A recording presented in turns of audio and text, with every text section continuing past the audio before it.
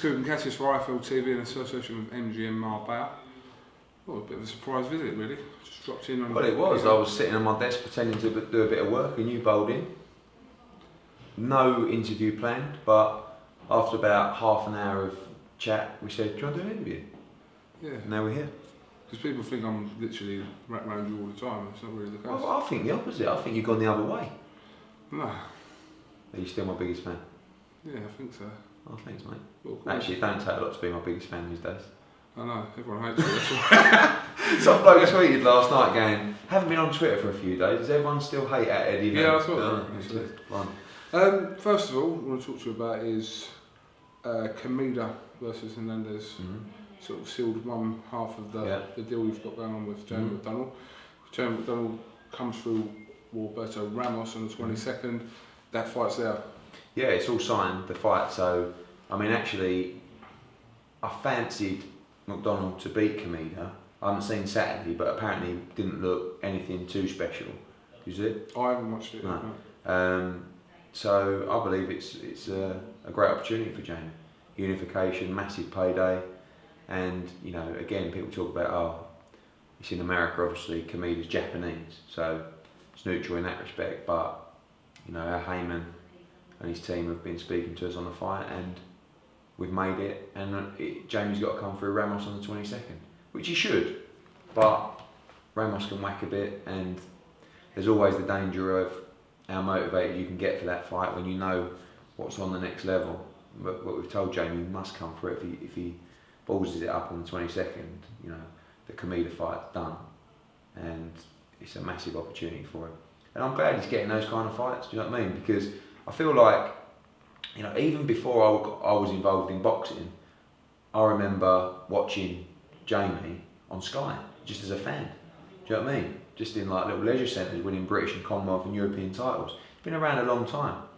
You know, and he's picked up a lot of titles over the year. Now he's a two-time world champion, and now he gets a chance to have a big unification fight. And I think he can beat Kameda, and if he can, you know, potentially fight Caballero as well and pick up all the belts. It'd be wonderful.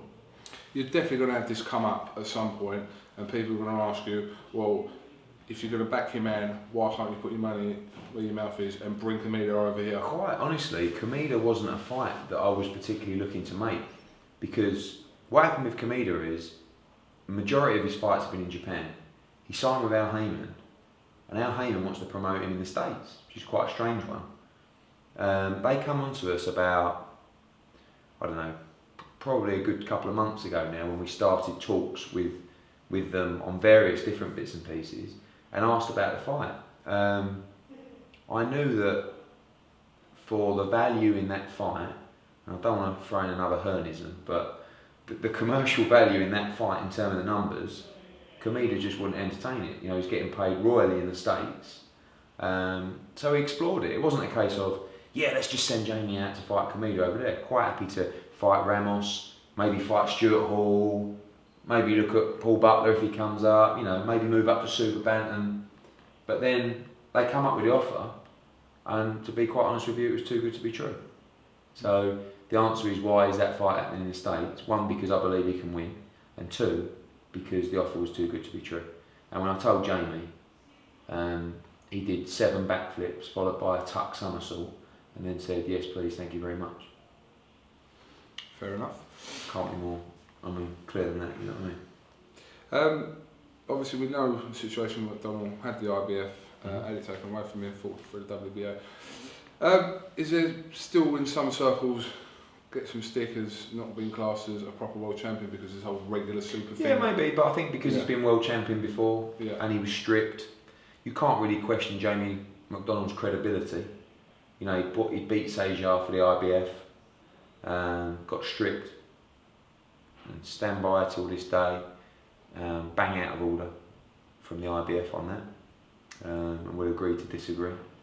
But he came back, he won the WBA, yeah, okay, if it's the regular title, call what you want, he's world champion again.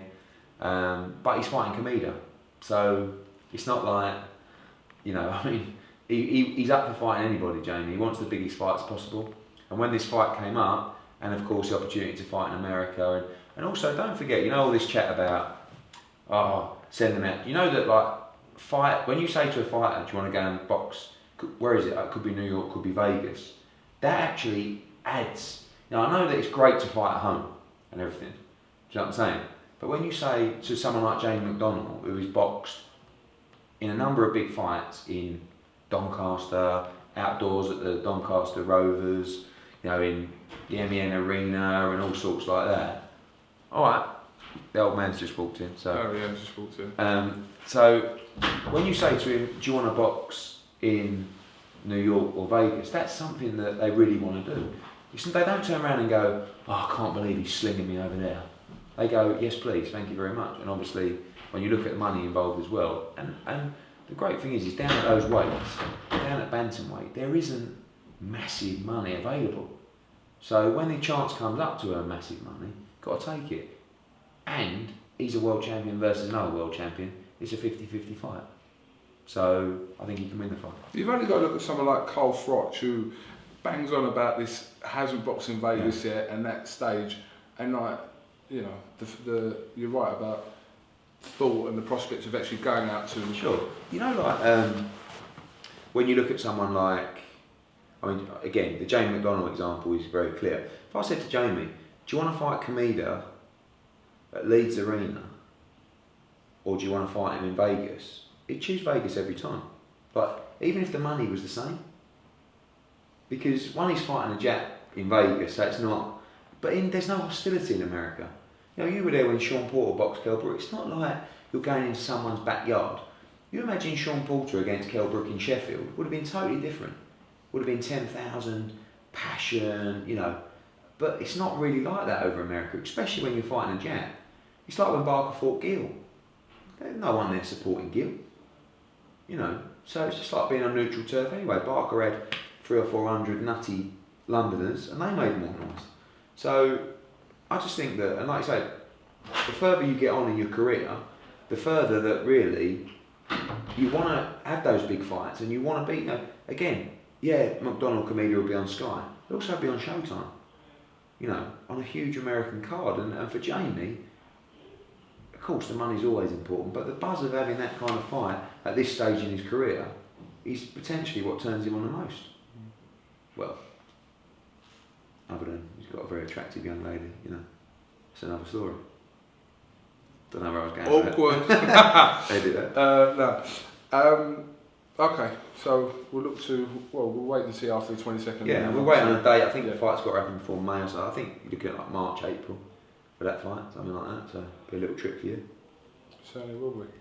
Okay, I went to see Tyson Fury recently in Bolton and done a great interview. I saw it. Well, I sort of flicked through it and got to the bit where he was talking about AJ and me. And to be fair, I will say one thing. People were asking about Tyson Fury's comments about Anthony Joshua, etc., etc. You started the whole Tyson Fury Joshua thing, correct?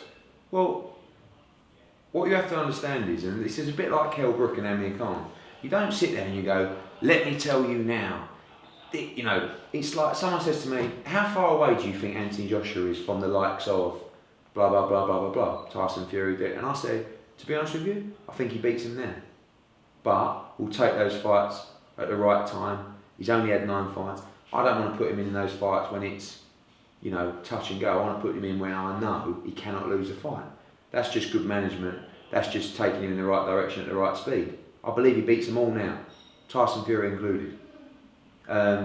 What the other heavyweights are realising is that Anthony Joshua is, excluding probably David Haye, Anthony Joshua is the biggest name right now in the British heavyweight division. You know, because he is the money fighter, and he will be for years and years to come. So, sorry, when you say biggest, do you mean commercially? Commercially, yeah. Right. And he's getting bigger and bigger and bigger every single day. So for some people say, well, I think Fury is bigger than Joshua right now. I don't, because no one watches him fight anymore. But ultimately, Haye, bigger name than Joshua. But don't forget, he won a gold medal on BBC in the Olympics, so he's already got a great head start. But people are realising that Anthony Joshua is the money man in the division. David Price is seeing it. And You know, these people aren't stupid. I mean, Tyson Fury is a very, very bright guy. And I saw some of your tweets. He knows what he's doing. And David Price is no idiot as well. David Price knows that Price versus Joshua is a massive fight. So they're calling it on. You know, Sauerland's been on, oh, let's look at that fight. Oh, you know, because they want to get him now. They don't want to get him in 10 fights' time. We've got no chance. So they want to get him as quickly as possible. Who's a bigger profile out of Joshua Fury? I would say Joshua. Really? Yeah. Don't forget, Kug, we all live in this bubble, right? And, you know, I watched your interview today with Frank Warren after the Fury, and what he said was right. That wasn't James. What he said was right. Billy Joe Saunders against Chris Eubank is a trade fight. Great trade fight. Outside of that, no one knows anything about him. And he's absolutely bang on. But I'd probably say the same about Fury Chisora. You know, bigger fight to the masses, but it hasn't crept outside. And I'm not sure Tyson Fury has crept outside. He's hit some big numbers on Channel 5, so, you know, he's beyond many of those fighters. But Joshua won a gold in the Olympics on BBC. He's got a huge profile, you know. And personally, I feel like Joshua right now has the bigger profile than Fury. I don't think it's like streets ahead, but it's my personal opinion. And I think it's getting bigger by the day. And it's going to get bigger and bigger and bigger and bigger. And Tyson, not necessarily no fault of his own, he's boxed, what, twice in 2 years or twice in 20 months? So he's been off the radar. If those fights would have gone through, that again, weren't faults of his own, especially against Hay, his profile would be huge right now. But I just feel as though he's probably been unlucky more than anything. And you know, I think Fury's generally up for fighting anyway, really, probably including me. Sorry, he referred to you as a piece of shit. Yeah, that was nice. And a prick. Yeah, I've been called worse. But I will also say that whenever I've seen Tyson Fury, he's been an absolute gentleman. So his reasons behind that was he was saying that you're basically using his name to basically profile your boxer. No, listen, again, I go back to, I think Anthony Joshua's bigger than Tyson Fury. So I don't need to use his name. I'll answer the questions that are asked of me. And we don't call press conferences, and I think you know this, and sit and go, let me tell you now. If you ask me the question, I will tell you the answer. And the answer is, he destroys them all, now. You know, do we fight them now? We're not far off. I'd like to make those fights when they're huge for both fighters, and we're not far off that. He come out and said, let's do it in December. Well, he's fighting supposedly on November 29th, and Joshua's fighting on November 22nd, so that's unlikely. We've got a great fight just signed for January 31st for Anthony at the O2, but I do think next summer, Price, Joshua, Fury, they're the fights that are going to have to happen, especially if Anthony progresses at the rate he is. But again, I'll stress, I like Fury. I think he's young, he's talented, great for the game, very bright. So don't hurt me, please. No, but I always say that to you. I think that he really knows what he's doing, and I think he'll beat Chisora as well, if it happens. Well, it will happen on 29th. Okay, moving on. You have got a show on 31st of January at the O2. Correct. Originally, when you spoke about this date, it was touted as a date possibly for DeGale and Froch. So, are you ruling that out now? That fight? On that show? No, I'm not. Yeah, I'm not ruling that fight out, but I'm ruling that fight out on that date. Right. Yeah. There's loads going on with Chavez. I can't remember the last conversation you and me had about it, but nothing majorly's changed. I think most people want to fight. We're still talking. Carl's in no tearing rush. And obviously DeGale's fighting November 22nd against Paravan, so I think more likely he'll be out in sort of March time, probably for the vacant IBF world title, probably. That's my gut feeling about what will happen. Is he frustrated, DeGale? No, not really. He's happy that he's I mean, what I could have said was, let's wait till the time expires December the 31st, and then we'll fight for a vacant title in January, February. But he wants to fight. He wanted the toughest fight possible, and with what was available, Paraban, fit the bill. Very, very tough fight for him. So that's what he got, and he's buzzing. He's buzzing that he's fighting on huge shows. He's buzzing that he's active. Obviously had a big fight at the end of May, so I think he would have ideally liked to box in October, but November 22nd on a huge show. And he's either going to fight Carl Froch or fight for a vacant title, world title, in February or March. So he's very happy. I think he's in a good place. Are we invading your space, Mr. Hearn? You carry on, mate. It's always nice to hear two professionals talk. When I think they turn up, let me know. I think he's got some paperwork to do. You got the emails. Bazzy, you got the emails? There's a lot of paperwork there. I've got a business to run. You two just we'll crack on, right? We'll crack on. Ringside on Thursday last week, which was quite good, I thought. I'm glad you enjoyed it. I did. Sky will be over the moon. Yeah, big up Sky. I watched it when I got home from being in Bolton. This geezer, right, who Tony Belly referred to as not being worth a carrot, right, Sean Ryder. I thought it was a bit harsh because there were certain things that guy said that I thought, possibly true, but Tony didn't agree with none of it. I thought the funniest bit was the fact that what the two fighters said about that guy's thoughts were so different. And what happened was, when they were running the VT, when that guy was talking, Tony was looking at me going, who's this guy? He don't know. How many fights has he had? I said, Tony, don't tell me. Tell them when they come back on here. Not thinking he would. And then when he did, he just said, I think he's got half a point in that these guys can't understand and appreciate the emotions that a fighter goes through. Do you know what I mean? But on the other hand, this guy is also an expert on the brain, an expert on psychology. So you have to give him a little bit of respect in terms of what he's saying. Tony's analysis was, what did he say? The only time this geezer's ever been in a fight is in the queue of the Toby Carvery. Yeah. So, but then they flipped to Nathan.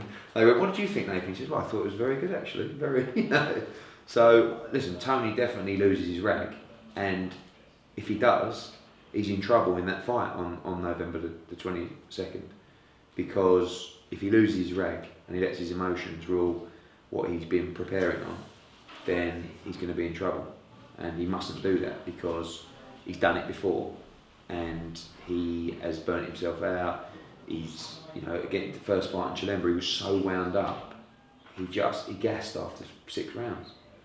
And Nathan, I don't know what you felt about the psychological battle, but Nathan was very calm, and he's very bright as well. And I think he's got a lot of plans to wind Tony up, especially on fight week, because I think he'll want, and if I was Cleverly, I would want Tony to exhaust himself in fight week, thinking about, this is a massive fight in Liverpool, and I'm so angry, I just want to get him in the ring. Because don't forget, Tony wants to hurt Nathan Cleverly so bad, I can't even explain it.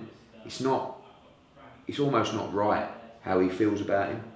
Do you understand what I'm saying? It's not, I really want to beat this guy so I can get revenge. It's got nothing to do with revenge. He literally wants to tear this guy to shreds in a ring. He said on the gloves are off, he begged him to please get up when you go down, don't spew it, get up and do not stop. It's quite disturbing, Tony's mentality about this fight. Whereas Nathan can't stand Tony, but it's not like, I want to destroy him. It's more like, this guy, I can't stand him. Do you know what? I'm going to go out there and I'm going to stick to a game plan. I'm going to beat him again. Do you understand what I'm saying? Whereas Tony's more, you can see it when he talked, after the gloves are off, he was trying to get in his dressing room. They both had 2 green rooms. Tony was pulling the door, trying to get in, and the security wouldn't let him in. And I said, what are you doing? And he said, I was trying to tell him something. I'm not going to touch him. I said, look, just calm down. Why don't you just let him go? No, we wouldn't have a fight, would we? Listen, you don't want... I'm a promoter, right? You look really awkward in the middle of that. Hype. It's always awkward because you know, you don't know whether to laugh or say, listen, pipe down, or because especially with those two, it was one of them where when Frotch and Groves were sitting there, I was a little bit more sort of, I was smirking quite a lot, and because they're just like, but with these, like, I think what I'm trying to say, I don't really trust them to, it's a bit like a pit bull. You know when you see a pit bull in the street and you think, oh, I ain't, like, or if it's your mates and you go up and you go to stroke it and you go, do you know what, I think I swerved that one. It's a bit like them. I don't trust Tony Bellew not to go off with Nathan Cleverley. And that's why I'm a little bit, because the last thing you want, especially on TV, is for Tony Bellew to stand up and then Cleverley to stand up, and all of a sudden, that's all it takes. It only takes that kind of confrontation for one shot to be thrown or a nut to go, and then it's all over. You know, he's been fined by the board, and I know it's, you know, fine for people to say, oh yeah, but it's great to promote. It's not what we're trying to do. It's a great rivalry, but there's levels, you know. And Robert Smith from the British Boxing Board of Control phoned me on the day of ringside and said, listen, we've got a sport to promote, you know the rules, please speak to both fighters, and that's how it's got to be. Okay. But you know, the bits that worry me more are when the next time they'll come face to face is Thursday, bit of fight week in the presser. That's going to be a problem, and the weigh-in's going to be a big problem, because that's it. You get on the scales, you know, they're not making as much weight like they used to, but they're still making weight, and the face to face will go in, and it's going to be a problem. I really hope you don't kick off. You do, because you'll get you more views. Listen, I don't mind the, you know, all that kind of stuff, but like, you just don't want like punches being thrown. And stuff. No, it's you do. What are the weighing? You wouldn't mind, as long as no one got hurt. The thing is we've got, there's two ways you can look at it. Yes, we've got to promote the fight as heavily as we can, but two, we've got a sport and an image to protect.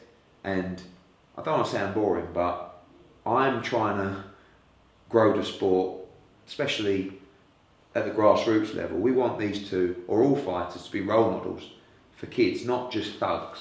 You know what I'm saying? So, of course, understand they don't like each other and understand there's rivalry, but boxing is not about chinning someone at a press conference or putting a nut on someone at a weigh-in. Boxing's about respect. You know, boxing's about two guys going in, giving it their all, and at the end of it, shaking hands and saying, I'll give you credit, I'll give you respect. Now it's all done and dusted, off we go.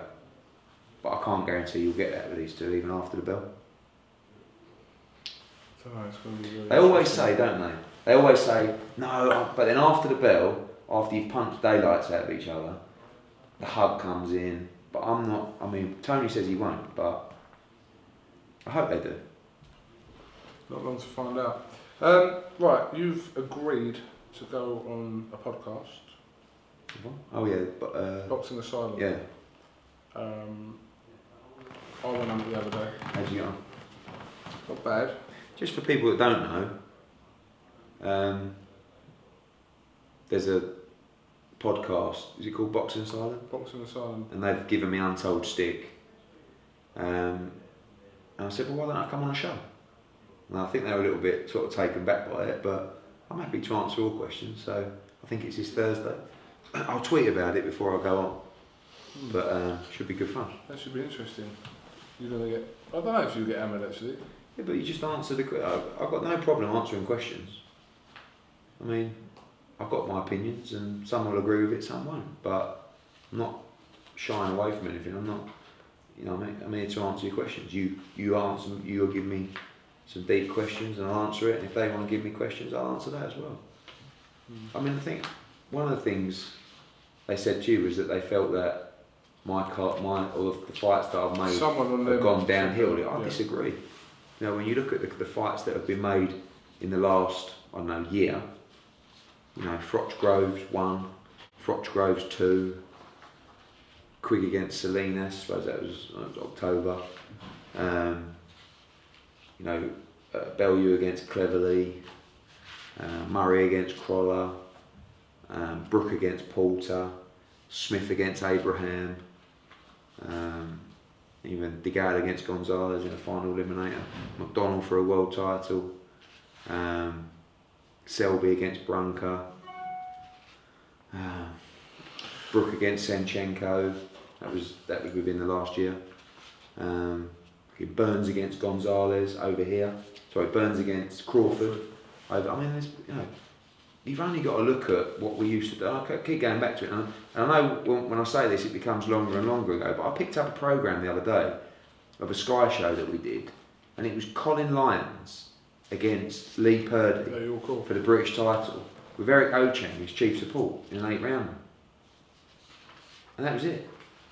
I mean, can you imagine if I did that now? So, I think I disagree. I think the fights are getting better and better and bigger and bigger. So we'll see what they've got to say. Are you frustrated, annoyed a little bit that the pay-per-view talk has a little bit overshadowed the actual what's actually going on the night? A little bit. But it has in the bubble.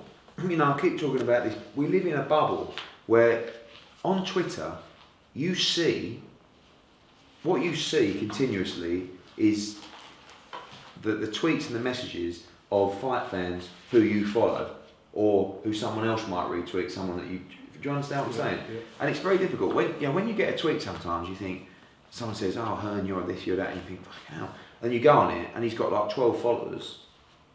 In your mind, that's the opinion of people. But actually, it's just the opinion of one man. You know what I'm saying? So if I get, I don't know, 200 messages of Hearn, you're a prick, and this, and pay-per-view shit, and blah, blah, blah. That's 200 people. And if you go on, it's quite funny. Someone started, that Twitter site, retweeting Eddie. So now what I've done is every time someone sends me, I can't wait for the fight, I just favourite it, and now they're retweeting all that kind of stuff. But we've had a load of positive stuff about the 22nd of November.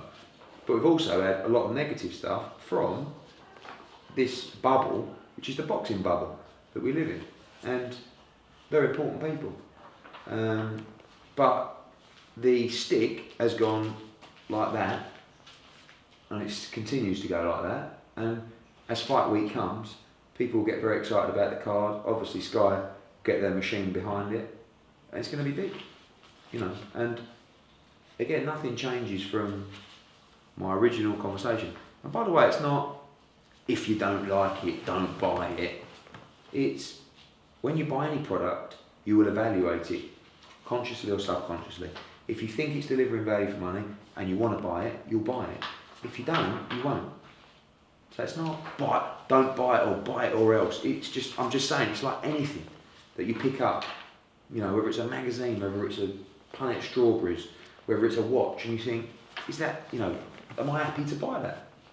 And like I said, I believe you will be, and I believe you'll get value for money.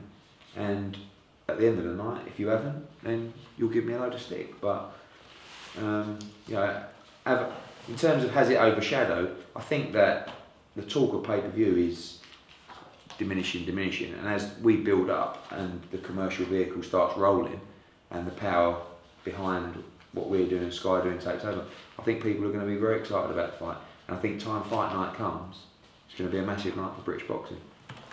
So I sent a tweet out saying to people basically about having, if you don't want to buy it, don't have it, that sort of attitude. But people were sort of going on about it like it gets taken out of their bank automatically, which wasn't I know the point they're trying to make. I think what people have come back to me and I've said that if you don't want to buy it, you don't have to buy it. That's what I said.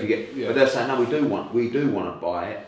We want to see the fight badly, and we want to see the night badly, but we don't think we should have to pay for it. Well, kind of. They think it should be included in their subscription. Yeah, but listen, like I've said before, a night like this with the purses on the line can't be available without it. And again, going back to Adam Booth's argument, who said, I think something along the lines of every one of those fights could top its own bill, and they could be individual Saturday night fight nights. Well, what, over 6 months? We've got a chance to do it all on one night here. It's not taking away your dates that I'm doing for Sky. It's actually adding. This is not part of our allocated dates. You still get there, but this is just something a little bit special that we're throwing together all in one. And yeah, he's right. Each of these fights could be headliners, and they could be individual Saturday night fight nights, but we're doing them all on one night. And we're doing them now. We're not doing them over 6 or 8 months. You know, we're doing them now. And I'm happy to call every fight on the bill the headline and stick it in. Well, they could be all individual Saturday night fights. Good. I think that's a good selling point for them. They could be 7 at top of the bills, but we're doing them all on one night. And actually, when you break down the card, Bellew-CLEVERLY, well, of course that could top its own bill. Groves, of course that would top its own bill. DeGale-Peribin, of course that would top its own bill in London. Quigg against Ataki, of course. He's just, you know, he's boxed Munyai, he's boxed Jamoy, they've topped their own bill. Ataki's a much bigger fight. Anthony Joshua against Michael Sprott, of course that would top his own bill. He just topped the bill against Bactov, this is a bigger fight. Jamie McDonnell in a world title fight, of course that would top the bill. Callum Smith against Cesloka. And by the way, that fight goes well under the radar. This is Callum Smith, who's a relative novice, taking on a fighter that's operated at world level, been in decent fights with Beaker and Abraham. That is a tough, tough fight. And still one more name to come. Actually, 2 more names to come. 2 more, but one of severe significance. Watch this space. It's going to raise a lot of eyebrows. Watch this space. Do you actually know? I was talking about something that I've been banging on about, but anyway. Okay. It's all about something else. All right. So a gripe within the bubble, as you put it, is the amount of 50-50s within that card. Mm-hmm. So, in your opinion, is there enough 50-50s on the card? And if there are so, how many? No, I think Callum Smith against Serge Locker's a 50-50, I do. And I've seen the odds from the bookmakers, and if they want to go that wide, then, you know, I don't think they really want to make Callum Smith a 2-1 or 3-1 on shot, because the bookies don't want to take the risk on someone having a load of money on it. But I think Quigg against Ataki, I think that's his toughest fight. He's facing Salinas. Is Groves against Duglin 50-50? Absolutely not. Can Duglin be competitive in that fight? Judging from Groves' performance against Rabras? Absolutely. Is DeGale-Peribin a 50-50 fight? No, but is it extremely competitive, and does Peribin have a chance to win? Absolutely. And it's probably as tough a fight as you could have made for DeGale at this stage in his career. Is Michael Sprott versus Joshua a 50-50 fight? No, but it's probably his toughest fight yet. And actually, before the Bactov fight, everyone was going, "Whoa, Sprott, oh, that's a decent fight." But it's just because he destroyed Bactov, you know. Should have done the other way around. Maybe, but you didn't know that he was going. I didn't know that he was going to do that to Bactov. So, you know, Sprott's up for it. You'll get him on ringside on Thursday. So, listen, I think that it's a great card. I think there's great fights on the bill. I'm sorry there aren't 7 50-50s, but you know, it doesn't always work out like that. But it's a great card, and you know, everyone's happy. Everyone behind the card is happy with how things are going. So the proof will be in the pudding, won't it? Just the final thing I'll say. Oh, you don't stop. Just final thing I'll say is that the few people who tweeted me, and like I said, it is a few people. They've said that surely you should appreciate the feedback coming from people who do actually pay Sky bills and pay for pay-per-view. But you know that I always read my Twitter and I always take these views in, and it's not okay. I don't go. You've made fights off Twitter before. Yeah, but I don't go. What do you know? What, like, just I understand. In an ideal world, there'd never be any pay-per-view. But we don't live in an ideal world. We want to live in that world. But we don't, and I'm sorry, but we don't. You know, and again, it's not a case of this is the 5th pay-per-view of the year. Don't forget, originally on December the 6th, we were going Sheffield, pay-per-view, Kell Brook, Nathan Cleverly. That was it. And with what happened with Kell, there was an opportunity to do a pay-per-view.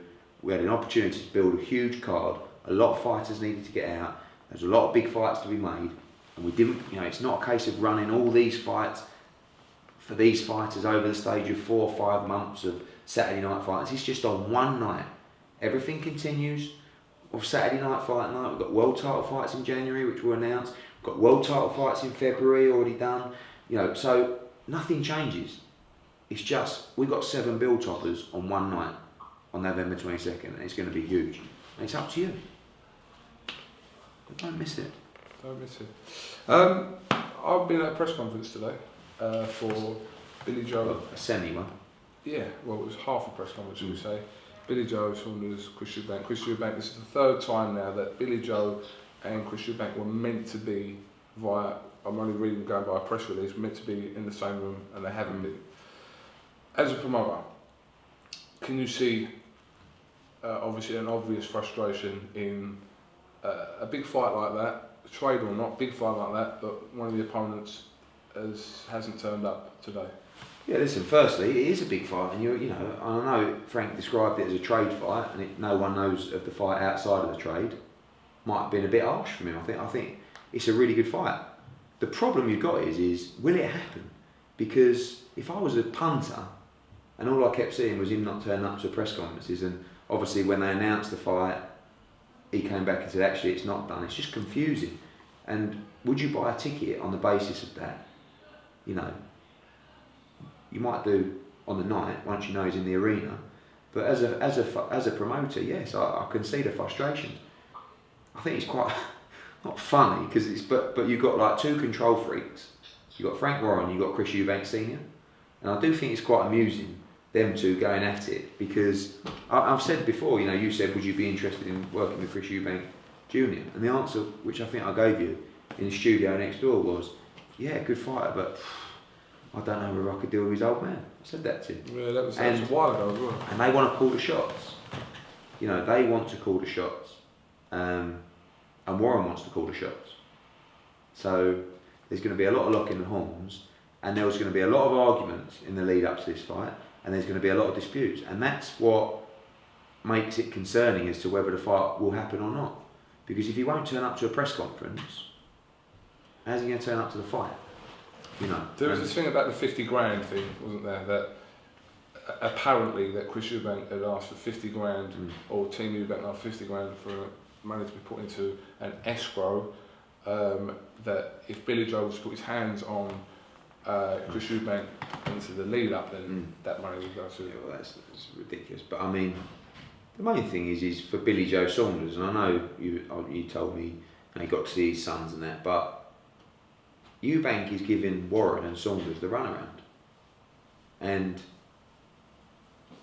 it's tough for Billy Joe Saunders to take, because if I was Billy Joe Saunders, I'd be saying, "Are you joking?" You know, I'd be saying to me, if I was a promoter, "You're getting me here, and this guy's just mugging you off and mugging me off by not even turning up." And you know, I know that the press were not happy at all, and he made some other points in his interview where he said, you know, BT came down to film, and people will lose heart in the sport if things like this happen. More so if the fight doesn't happen. That'd be even worse. But, you know, people come down, people spend money, people travel to the press conference, people take cameras and film crews, and he doesn't turn up. So, you know, I'm not really in the business of feeling sorry for Frank Warren too often, but I can certainly see his frustration. But they are doing a lot of press conferences, and they've got more on fight week. But I think that one thing I said that Frank, I didn't agree with what Frank said, was he said that it's not about Eubank Senior. I disagree. I think if I was the promoter of this fight, I'd be using Eubank Senior as much as possible, because he's just part of the cast in this soap opera. And the problem is with Senior is that he's made it clear, even in discussions with us, you will do what we say. And he's playing that same card with Warren, which is quite strange to see, but he's calling the shots. And whether Frank or Billy Joe like it, Eubank is calling the shots. Funnily enough, I interviewed Steve Bunce today, and he said exactly the same thing about Senior. He said you need him there. Of course. Listen, that would have been massive today, getting both together, get Eubank Senior kicking off with Frank and Billy Joe Saunders calling Senior every name under the sun, and the son butting in, don't talk to my dad. I mean, that's what you want. You know, but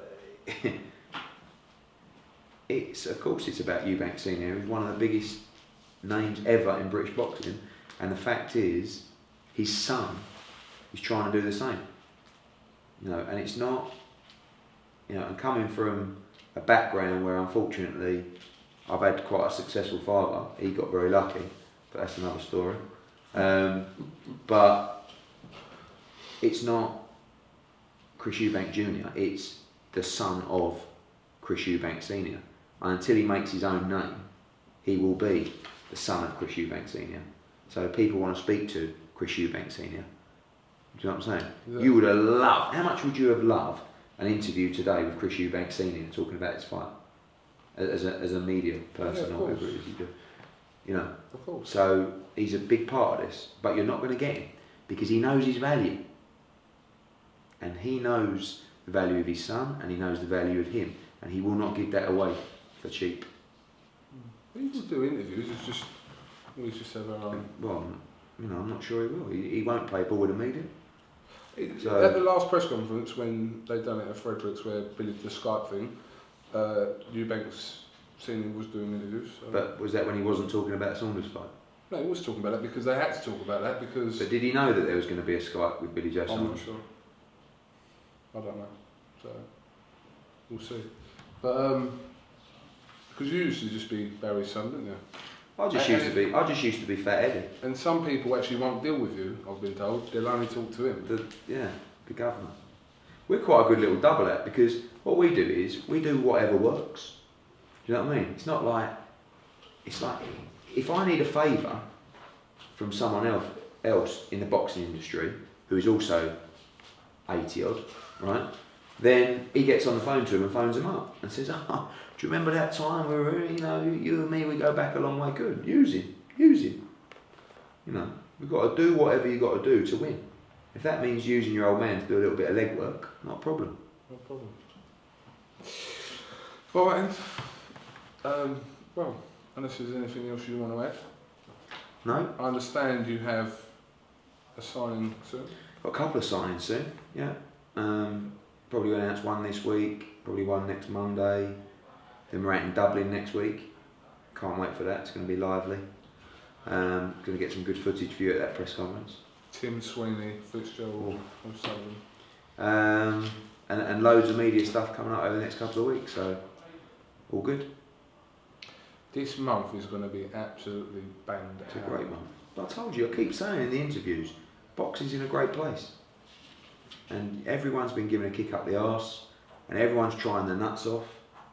So as a fan, it's a great time. Do you know, just finally, do you know anything, one, about David Hay, and two, about Amir Khan, his fight's just been announced against Devin Do I Alexander? know anything about them? What? Yeah, as in, David Hay was meant to be making his comeback in October, November. I think he's I had a chat with him, I don't know, 4 or 5 weeks ago, just nothing major. I think he's talking to a few various people. That's all I know on that. Khan, what I know is he's fighting Devin Alexander on December the 13th. I think it's a standard win for him. Thurman Bundu. I think it goes 3 or 4 rounds. Andrade Charlo.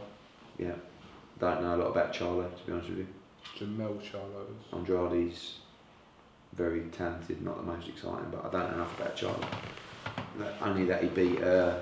That's about it. So it's great times. Great times. Okay. Alright. And it's great now because what we're doing is we're planning for all the new stuff in the new year. So, you know, we're looking at very early January in Manchester. We're looking at January the 31st at the O2. We're looking at trying to make Smith Abraham for February the 14th or the 21st. Leeds looks like it'll be the 28th of February. March the 7th, the return of Kell Brook in Sheffield. March the 28th, we've held the MEN Arena. Some potential big stuff with De Gale and plenty more. April, early April, we're looking to go to the northeast. And end of April, we're looking to go to Birmingham. We'll throw in a couple of new cities. New stops, Froch in Vegas. Cheers for that. Get my Vegas. Yeah, he just wants to go to Vegas. Yeah. I don't know the reason for that, do you? Surely. I like Vegas. That's it. Alright, and you've got another big announcement next week as well, haven't you? What would we do on the show? No, not that.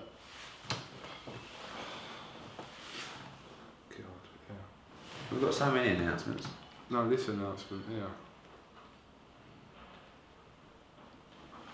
Yeah, that's going to raise a few eyebrows and all. It's going to be sweet to announce that one. Very sweet. Looking forward to that one. Deserves it. Thank you. Alright, Eddie Hearn, aka Givenchy. I didn't know you were coming in. It was dressed down day today. Right. Barry Hearn is... Barry, don't dress down. Put your head in, Barry, so people know that you was actually here. Otherwise we're just talking to the cleaner. Oh, he's pulled his flies up. Just to let you know, I was actually here and... He has to sit by there just in case I say anything untoward. You're going to have to get some bullshit when these two start talking. You're on your own. Do you actually have to come in? Is there a reason for you to come in? No, it's just like memory. It's like, you know, you get up in the morning. Because he told me every day's golf day for you. That's what he said. Listen. Oh, I pulled up at your place the other day. I know, I saw you. I looked out the window. I thought to myself, what's he coming up my drive for? Yeah, when I saw it was you, Coog, I relaxed a bit. Yeah, that's it. Yeah. I could live in that little bit at the front. What, the fountain? No, there's that little bit just before you get to the... Coog, we could... That's a security. You do well in the security. You know, he'd be big in security. He used to be Ricky Hatton's security. Yeah, right, okay. Ever since, it all stopped when he ate his brother. Right. Eddie Hearn, thanks for this unexpected chat. Thanks for, as James Earl would say, answering my questions so openly and honestly. And we'll catch up with you soon. Forward to it. Yeah. Cool. KUGAN CASSIUS. Oh look. 502. Right on cue. Who was that? Right on cue. Oh, very good. Held up. James, I'll bring you back in a bit. KUGAN CASSIUS, Eddie Hearn with Barry Hearn here. It's Barry Hearn's office, by the way, for IFL TV. Thank you very much.